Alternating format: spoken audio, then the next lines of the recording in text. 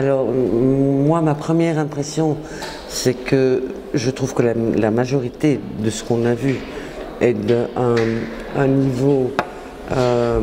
Ну, перш за все, перше враження – це те, що дуже високий клас картин. Тобто ми розуміємо, що це випускні роботи студентів, і, на мою думку, картинка, продакшн, те, що ми маємо на екрані, це дуже гарно і дуже професійно. Je trouve exceptionnellement bien pour des films de fin d'études. Що стосується самих історій, які розповідаються у кіно, то тут, звичайно, складніше сказати, тому що в якихось фільмах все зрозуміло, в якихось навпаки нічого не зрозуміло. Скажімо, це вже інше запитання. І що стосується гри акторів, саме от режисерської роботи, то, на мою думку, в цілому, в середньому, дуже висока якість саме гри. Щодо фаворитів, то їх поки що, я не стану називати, тому що ми ще це не обговорювали з колегами. Quand je viens ici, c'est la première fois, donc je m'attends pas à grand chose, mais j'ai entendu parler du festival avant. Це перший мій раз на молодості, хоча я раніше вже чула про цей фестиваль. І що я очікую тут побачити? Ну, звичайно, перш за все, авторське кіно, не масове кіно, крім того, фільми, які я знаю, що де-інде, особливо в Бельгії, я ніколи не побачила б. І, звичайно, хочеться відкрити якісь нові імена. C'est pour ça que je viens dans des festivals comme jury. Mais je suppose que oui, mais c'est un peu trop tôt насправді, зарано мені ще казати про якісь особливості, тому що я зовсім недовго тут. Я гадаю, що є певні особливості, але мені треба краще ознайомитися з фестивалем, щоб сказати це. Ну, звичайно, я вже бачила тут російське, українське, румунське, вірменське кіно. І я знаю, що ці фільми я би не побачила в інших місцях, на інших фестивалях. Можна казати про ввічливість, якусь м'якість людей, але, на щастя, ще поки є інші країни, де люди ввічливі, тож про це я нічого не можу сказати, але загалом перші враження гарні, але мені треба побачити більше. D'abord, c'est pour moi comme une preuve de confiance. Отже, перш за все, це для мене радість і задоволення, просто тому що я розумію, що мені довіряють.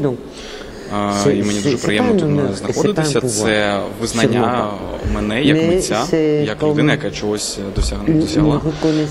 Хоча це не честь, і це вже точно не ніяка влада. Це скоріше задоволення.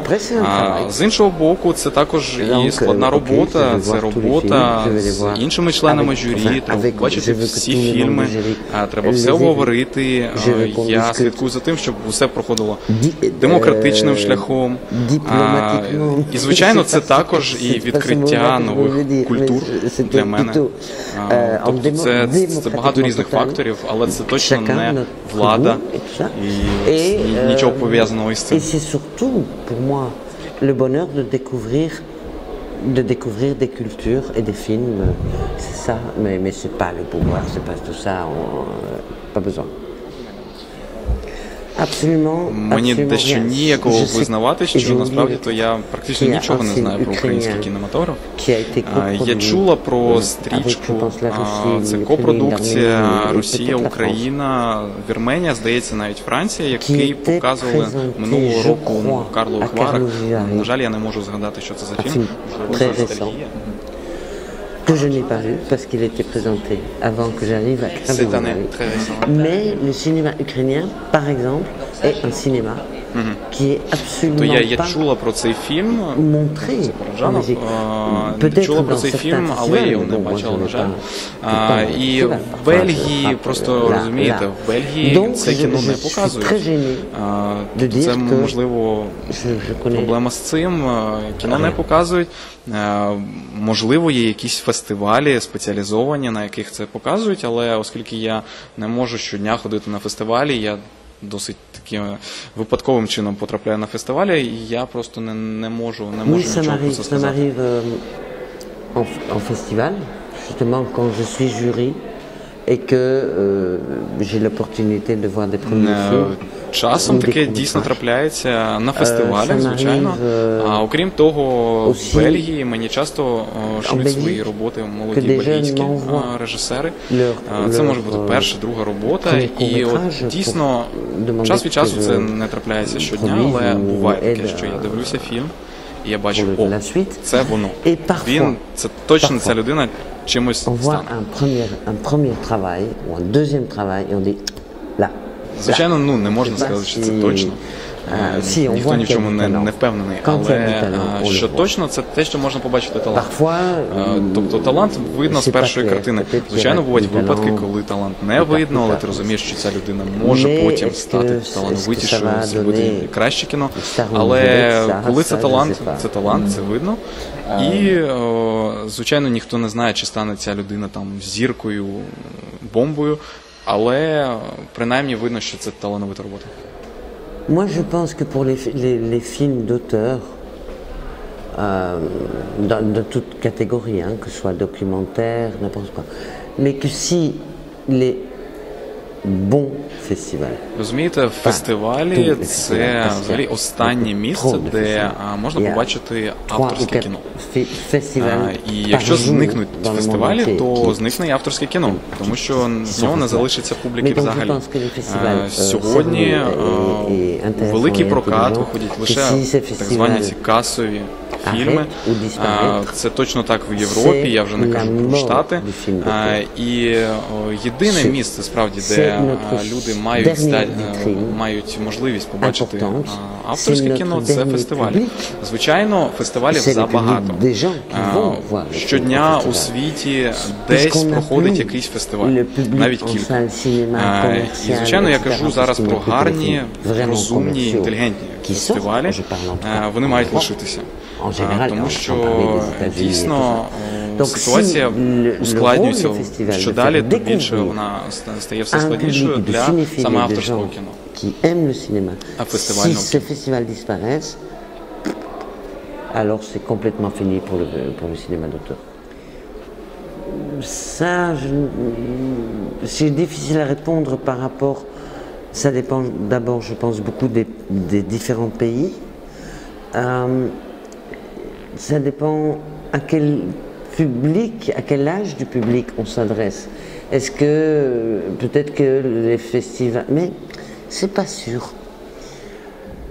Ну, взагалі це дуже складне запитання. Мені здається, що це залежить від конкретної країни. Не можна казати про все загалом. Але маю сказати, що існує чимало тематичних фестивалів. Скажімо, гей-лесбійське кіно, або кіно на екологічну тематику, або кіно про права людини. І люди приходять туди, вони знають, чого вони хочуть, і це для них місце, щоб зібратися, обговорити кіно. Тобто це є абсолютно точно. Participe, est intéressé par une thématique. Mais je pense que donc un festival doit assez vite avoir sa spécificité. Ici, à Molodis, d'après ce que je sens, je comprends, il y a une spécificité. D'abord, qu'il y a une compétition importante et même qu'on peut gagner des prix importants. І, на мою думку, дуже важливо, щоб у фестивалі була певна своя спеціалізація. На молодості я це бачу. Тут видно, що є акцент на студентському кіно, на дипломних роботах, є акцент на короткому метрі. Тобто, звичайно, є і повнометражна програма, але вона не настільки важлива. І я бачу, що люди, які сюди приходять, вони приходять за цим, і це, звичайно, це молодь, що цілком нормально. І, на мою думку, от саме ця спеціалізація, вона надає фестивалю авторитету і певної репутації. Це дуже добре. À ce festival, par exemple, celui-ci, c'est rare que je regarde de nouveau même. Ну, дуже складно, тому що я дуже рідко переглядаю фільми. І, ну, справді, навіть якщо я їх дуже люблю, рідко це трапляється, але, ну, якщо вже треба, от я з ходу щось назвати, то нехай це буде «Дорога» Фелліні. Для Страда Феллини, дорога Феллини, заводной апельсин Кубрика, уроки фортепіано Джейн Кемпіон, більш такий новий сучасне кіно. І от згадалося ще Хіросіма, кохання моє, Рене. Я рідко дивлюся французьке кіно. Я рідко дивлюся французьке кіно. Я можу назвати бельгійський фільм французькою мовою, який мені дуже подобається. C'est coproduit par la France. C'est un film qui s'appelle Це фільм, ну це копродукція, насправді, французько-бельгійська. Фільм «Гіганти», «Велетні», «Лежіон». Режисерки Булі Ланерс. C'est sorti l'année passée, mais en France et partout. J'essaie de réfléchir dernièrement. Важко згадати за цей рік. Багато всього було перебачено, але вочевидячки, якщо я не можу так одразу згадати, значить не було якогось такого одного фільму, який був вразив. Хоча я не багато ходила в кіно в цьому році, чесно кажучи, я багато працювала над власним кіно. Гадаю, це було б небезпечно. Тому що, можливо, це був найгірший мій фільм. Скажімо, якби мені завтра принесли гроші і сказали, ось, гроші знімайте, все, що захочете. Зараз я займаюся своїм фільмом, який малобюджетний. Я не думаю, що я від нього відмовилася, щоб займатися іншим фільмом. Я завжди мріяла про екранізацію Фолкнера, але я не думаю, що я б отак от одразу кинула те, чим я зараз займаюся, щоб робити цей великобюджетний фільм. Non, parce que ça pourrait être Conrad, ça pourrait être Faulkner, ça pourrait être James Joyce, ça pourrait être tous les grands auteurs que j'admire. Oui, Faulkner, à un moment, j'avais pensé à un roman, mais qu'aujourd'hui je ne peux plus faire. Я навела Фолкнера просто як от приклад якоїсь такої дуже абстрактної мрії. Є багато авторів от таких от, є Конрад, Фолкнер, Джойс, це дійсно автори, які я обожнюю, і в мене є мрія колись щось таке зняти, але це дуже неконкретно. Я, можливо, навіть такі мрії варто залишати в статусі мрії. Ça doit peut-être rester des rêves.